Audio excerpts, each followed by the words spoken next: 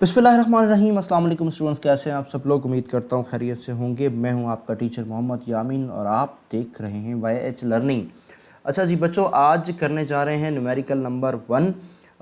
Chapter number है 17, class है 12 और मॉडर्न फिज़िक्स की बात हो रही है। तो फिर ऐसा करते हैं कि इस 17.1 को करने चलते हैं। तो जनाब ये आ गया हमारे पास 17.1 हमारे पास आ गया और प्रॉब्लम हमसे कह रहा है कि हाँ जी, प्रॉब्लम हमसे कह रहा है कि आपके पास in the inertial frame, okay, inertial frame of reference में, ठीक है, यानी कि ये फ्रेम रेस्ट में है या फिर यूनिफॉर्म मोशन में है, ये इनर्शियल फ्रेम है। एक सिंपल पेंडुलम है, ठीक है, एक पेंडुलम है। उस पेंडुलम का टाइम पीरियड हमारे पास है 3 second, measure to be 3 second.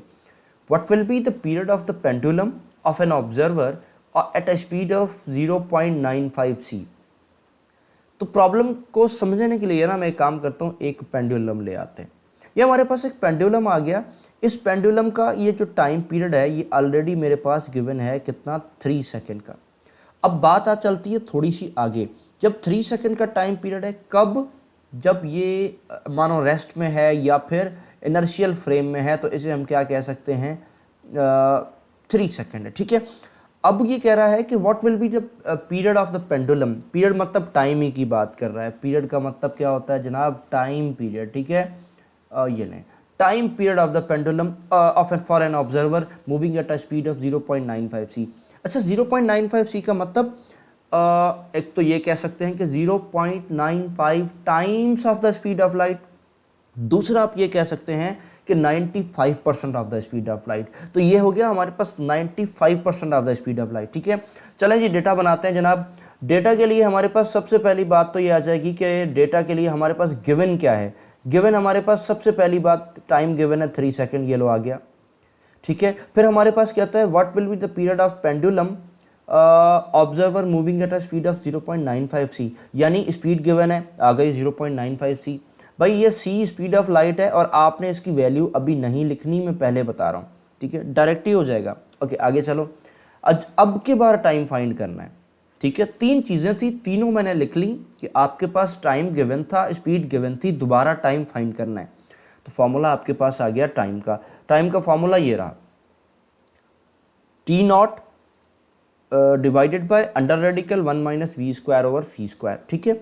अब इसका क्या मतलब है, ये टी कौन है जो कि आपने फाइंड करना है, यानी स्पीड ऑफ लाइट के बाद, यानी ऑब्जर्वर के हिसाब से। ये टाइम कौन सा है जो कि आपको पहले से गिवन है, ठीक है। वी की इस वैल्यू ये रही। तो फटाफट एक काम करते हैं कि वैल्यूज पुट कर लो। वैल्यूज पुट करते हो तो देखो टाइम की वैल्यू आ गई 3, ओके। 0.955 सी स्क्वायर, देखो मैंने c को वैसे ही लिख दिया, ये देखो c को मैंने वैसे ही लिखा है, मैंने कोई भी इसकी वैल्यू नहीं लिखी। पता लगे कि आप 3 एक्सपोनेंट 8 रख के स्क्वायर कर रहे हो, एक लंबा मसला हो जाएगा, नहीं करना, ठीक है। अच्छा जी, 0.955 c का स्क्वायर करना है, ओके, कर देते हैं।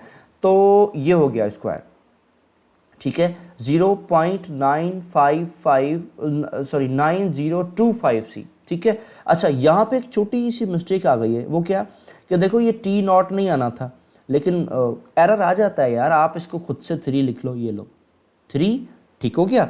अब 1 सेम आ गया, इसका वैल्यू का स्क्वायर करोगे ना तो ये आएगा 0.9025। उठाओ कैलकुलेटर, आ जाएगा यार। फिर इसका c का स्क्वायर, c स्क्वायर, और नीचे c स्क्वायर, नीचे भी c स्क्वायर है, ऊपर भी c स्क्वायर है, इसको तो कर दो, ये कैंसिल होगा, दोनों कैंसिल, ठीक है।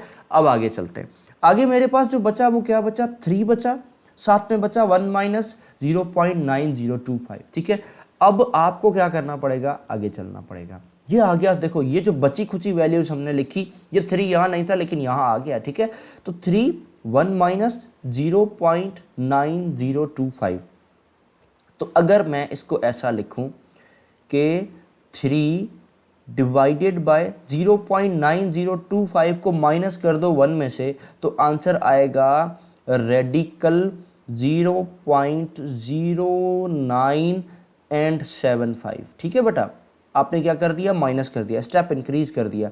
अब के बार क्या होना है, इसका रेडिकल ले लो। इस चीज़ का जब आप रेडिकल लोगे तो अब जो हमारे पास आंसर आएगा वो ये आएगा 3/0.12। अच्छा, ये क्या मतलब, ऐसा क्या बना, ऐसा ये बना कि आपने पहले माइनस किया, माइनस करने के बाद ये आंसर आया। अब आप इसका रेडिकल ले रहे हो तो आंसर आएगा 3 डिवाइडेड बाय 0.12। ठीक है, बचा आखिरी स्टेप है, इन दोनों को डिवाइड करोगे तो आपके पास आंसर आएगा 9.6 सेकेंड। अच्छा, 9.6 सेकेंड कौन सा टाइम है जो वो ऑब्जर्वर देखेगा?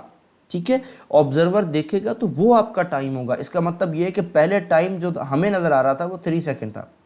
अब वो ऑब्जर्वर जो कि इतनी तेज भाग रहा है वो कितना टाइम देख रहा है, क्या बता रहा है इसका पेंडुलम का टाइम, वो 9.6 सेकेंड बता रहा है। तो बेटा प्रॉब्लम 1 तो हो गया हमारे पास कंप्लीट। समझ में आया है तो थम्स अप दे दीजिएगा, कोई कमेंट कर दीजिएगा। बाकी अल्लाह हाफिज़ नासिर।